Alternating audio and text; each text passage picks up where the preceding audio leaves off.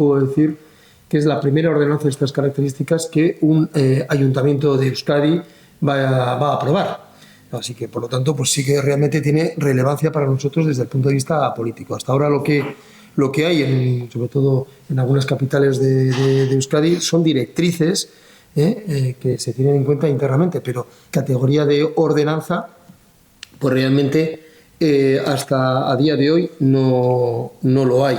Y eso es un elemento que yo creo que es importante. Y yo os adelanto que esta ordenanza de urbanización va a preceder a otra que vamos a hacer sobre edificación, que ya ha empezado su andadura a través de una resolución de la alcaldía del mes de noviembre pasado, que va en la misma línea, pero también afectando al ámbito privado.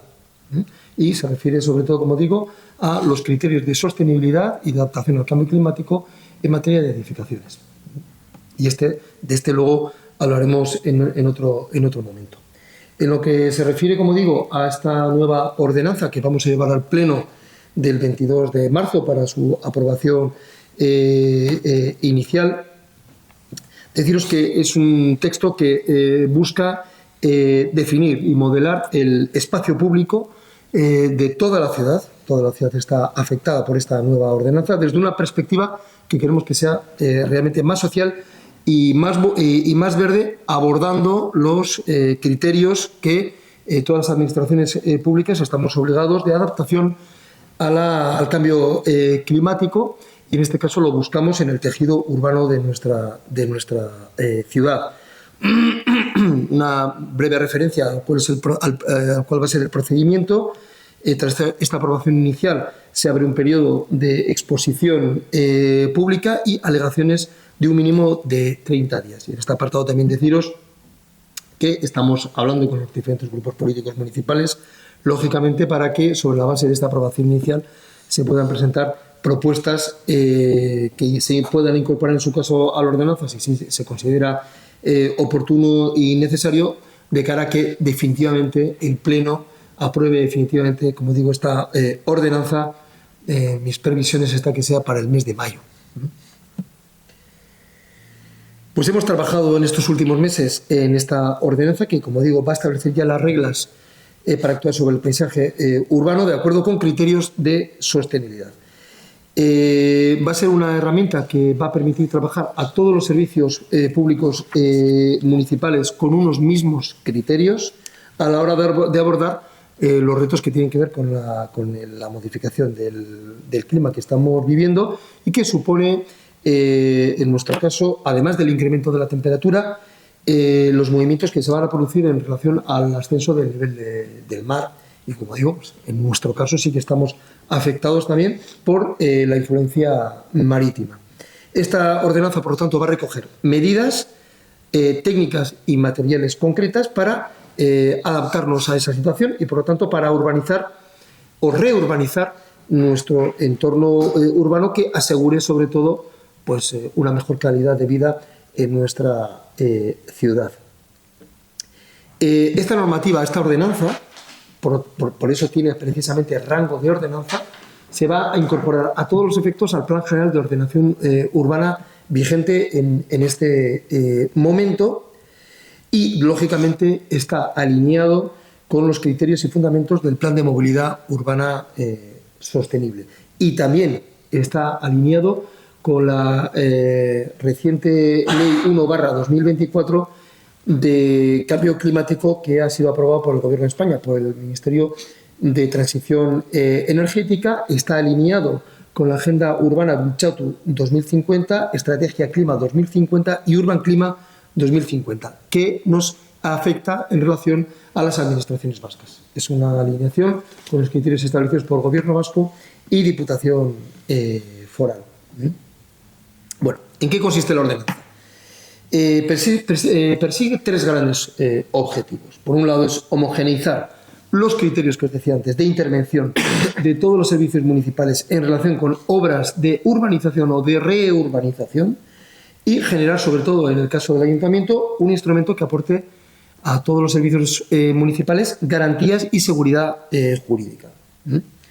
Actualizamos con ello el concepto de espacio público, incorporando criterios de ciudad amable y segura, y se trata, que en todo esto es lo que subyace, aumentar la adaptación del tejido urbano a los efectos del cambio climático a medio y a largo plazo.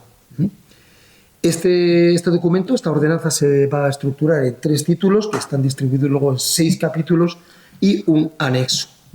Además de las disposiciones generales del título primero, donde se explican esos objetivos y el alcance de la normativa, el título segundo es donde están planteados realmente los 3 grandes ejes en los que se va a distribuir esta ordenanza. Por un lado están los espacios verdes. Se trata de primar actuaciones de naturalización del tejido urbano, creando una infraestructura verde mediante la construcción de parques y jardines y la plantación de zonas verdes, jardinería ornamental y árboles. Tenemos gran parte de todo eso hecho, es decir, que tenemos parques, tenemos jardines. Se trata sobre todo de generar líneas de continuidad, que no haya elementos aislados, sino que se genere toda una red única que persiga construir ese tejido verde urbano o esa infraestructura verde urbana. En ningún caso, desde luego, las actuaciones van a mermar la superficie vegetada ya existente y los espacios en uso, en su caso, deberán reverdecerse. La ordenanza sugiere, y en esa línea luego vamos a seguir trabajando a través ya de los proyectos concretos de urbanización o de reurbanización que en su caso vayan llegando, adaptar y fortificar el tejido urbano de Irún contra las olas de calor. Intentar evitar en la medida de lo posible las islas de calor.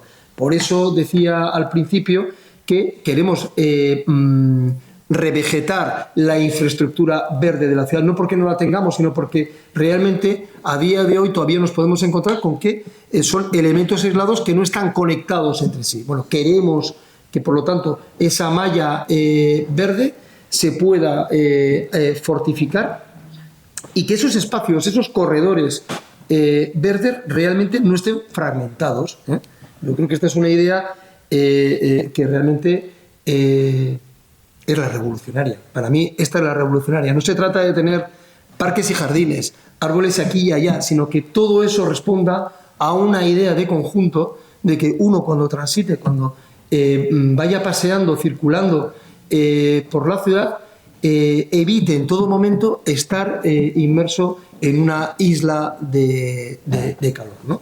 Y por lo tanto podamos tener biodiversidad, ventilación urbana y entrada de aire fresco en las áreas sobre todo más densamente pobladas, porque realmente pues decir que podamos tener espacios verdes en la periferia de la ciudad, pues eso no es un reto. El reto va a ser tener espacios verdes en barrios densamente poblados, en Artía, en San Miguel. Bueno, ese es el reto de esta nueva ordenanza y, por lo tanto, a partir de ahí, todo lo que emane de los nuevos proyectos de urbanización y de reurbanización.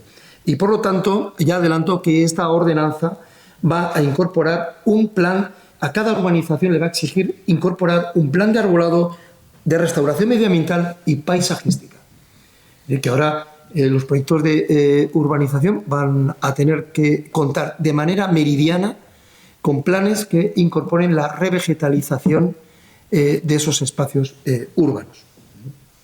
Este es un apartado muy importante. Como os decía, estábamos hablando de 3 apartados. El de los espacios verdes es el más significativo de los 3 que vamos a comentar. Luego hay otro que realmente es novedoso en la ciudad, y aunque de manera aislada lo hemos ido haciendo, como os decía antes, no se ha hecho con un criterio continuo. Y es ahora la ordenanza la que lo va a exigir a todo proyecto de urbanización o de reurbanización, que son los espacios libres pavimentados para peatones. Este capítulo hace referencia a las medidas para asegurar la adaptación de los espacios públicos ya pavimentados o que queremos pavimentar a esa variable climática que vamos a tener. Pues sobre todo porque, primero, va a llover menos, pero que cuando llueve lo puede hacer de una manera más torrencial. Entonces es saber cómo podemos aprovechar ese cauce, ese caudal de agua que va a caer sobre el espacio pavimentado. Entonces se van a imponer unos criterios de diseño que contribuyen a la reducción de ese estrés térmico, es decir, vamos a dejar de tener periodos largos y continuados de lluvia tranquila y vamos a ir a periodos muy concretos pero abundantes de caída de ese agua de lluvia. A eso se le llama el estrés térmico, ¿no? Vamos a diseñar las calles de tal manera que se contribuya a esa reducción de ese impacto y favorezca el flujo del agua. Es decir, que tengamos la capacidad de que eso penetre y lo podamos seguir aprovechando en los tiempos en los que no haya precipitación. Esto es de lo que se trata. Se va a fomentar, por lo tanto, superficies permeables, es decir, cuando urbanizamos, los materiales tienen que tener superficies permeables que dejen pasar el agua, permitiendo la reutilización de ese agua o su infiltración al suelo. Por lo tanto, se plantea incrementar la adaptación, resiliencia, llamamos, la palabra de moda, pero es la adaptación de las zonas urbanas expuestos al riesgo de inundabilidad para adaptarse a esos periodos que os decía de lluvias más intensas, más frecuentes y más extensos en cuanto a la superficie afectada. Esto, como digo, tiene mucha importancia, sobre todo si luego, además de tener las zonas pavimentadas, vamos a tener las zonas verdes o arboladas. Porque claro, luego hay que, aprovechando que lo que cae no se nos vaya por los sumideros, sino que se quede ahí, que todo ese potencial verde que está plantado tenga capacidad también para poder captar la humedad en periodos en los que no le caiga la lluvia. Toda esa filosofía de nuevas pavimentaciones es de lo que se trata de retener en este apartado que hablamos de los espacios libres pavimentados, ¿no? Por lo tanto, este es un elemento nuevo, yo diría que prácticamente novedoso en cuanto a los criterios de las urbanizaciones y urbanizaciones que vayamos a hacer en el futuro y que tiene mucha importancia en las zonas más densamente urbanizadas. Aquí hay un criterio que me parece importante destacar, en esa idea de que los espacios pavimentados también vayan reverdeciéndose, ¿no? Y es que allí donde tengamos capacidad para construir un espacio peatonal de más de 3,50 metros, no solo acera, pero también acera, se van a tener que arbolar. Y para ello, lógicamente, vamos a hacer unos planteamientos de arbolado adaptados a los espacios, de tal manera que no hagamos plantaciones inadecuadas para espacios donde no da de sí, que luego tengamos problemas de convivencia con las fachadas de las viviendas, incluso pues, para la visibilidad del alumbrado público o de la circulación si existiera rodada. En fin, el arbolado sí, pero lógicamente adaptada a los espacios urbanos en los que se encuentre. Pero como criterio general, a partir de 3,50 metros de espacio de tránsito peatonal, ahí va a haber una alineación de arbolado y este es un criterio también nuevo, importante, que me parece necesario incidir. Los itinerarios peatonales, lógicamente, tienen que ser accesibles y, por lo tanto, tendrán que cumplir las condiciones de accesibilidad universal y esto es un elemento, lógicamente, que también se incorpora de manera clara en la ordenanza. Y tenemos un tercer apartado, hemos dicho espacios verdes, espacios libres pavimentados en los flujos, en los tránsitos peatonales, y tenemos luego lo que es, vamos a decir, la red viaria y los aparcamientos. Que en este punto, pues lógicamente, esta ordenanza está mirando lo que dentro de muy poquito tiempo vamos a también a llevar al pleno, que es el Plan de Movilidad Urbana Sostenible, y por lo tanto está alineado con ese plan que está en la recta final para su aprobación. Vamos a adaptar la solución de plataforma única de uso mixto, calzada y acera al mismo nivel cuando el ancho de la calle no permita separar el itinerario rodado del peatonal. Os he dicho, las dimensiones mínimas de las aceras van a ser de un ancho mínimo de 3 metros siempre que existan las condiciones y salvo situaciones o excepciones muy justificadas. Sabéis que hay pues, urbanizaciones antiguas que a lo mejor no lo permite, pero que en todo caso, salvo excepciones muy justificadas, los espacios dedicados a los viandantes deberán ser como mínimo del 50% del total del espacio que tenga esa calle. Es decir, máxima prioridad a los tránsitos peatonales y a que realmente, además de decir que tiene que haber una priorización del espacio peatonal, lo tenemos que plasmar en la urbanización de la calle. El espacio de al menos el 50% va a estar destinado a movimientos no motorizados. Y ese es otro de los compromisos importantes que se adquieren con esta ordenanza. Y, lógicamente, las zonas de aparcamiento, allí donde haya en superficie, también van a tenerse que adaptar a esos requisitos de los que hablaba antes, de arbolado y de permeabilidad de los pavimentos que se utilicen.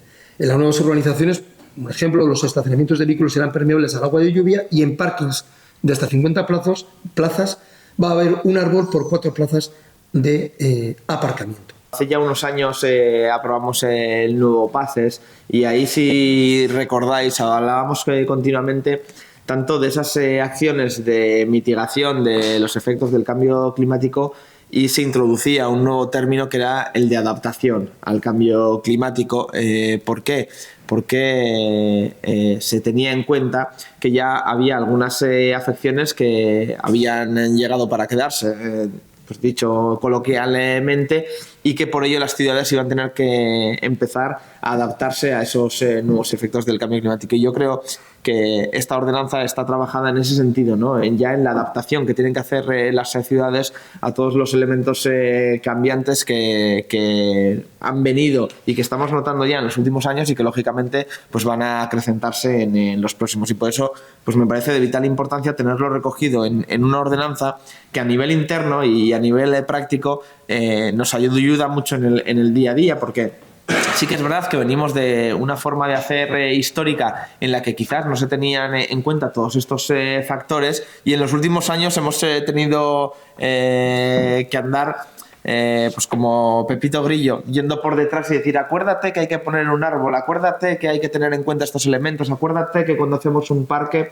tiene que haber elementos de sombra, que son quizás elementos que antes no se tenían tanto en cuenta. Y esta ordenanza pues va a permitir ya establecer un marco de trabajo que va a ser pues mucho más fácil en el día a día, mucho más práctico, y que va a ayudar a que ya cada actuación que se realice en Irún pues esté recogida en esta ordenanza y tenga estos parámetros de adaptación al cambio climático. Y en este sentido también me gustaría apuntar un último detalle, y es que en relación a esta ordenanza se ha hablado también, pues lógicamente, pues, he hablado del PACES, del plan de movilidad. La zona de bajas emisiones también tiene que ver con todas estas actuaciones. También estamos trabajando en el área de desarrollo sostenible, y que tiene total ligazón con esto que estamos hablando, un mapa de refugios climáticos, que en ese sentido también, pues con estas mejoras que se van a introducir gracias a la ordenanza, pues va a ser mucho más completo, y que nos va a permitir, como decía Miguel Ángel, tener una ciudad en la que todas esas zonas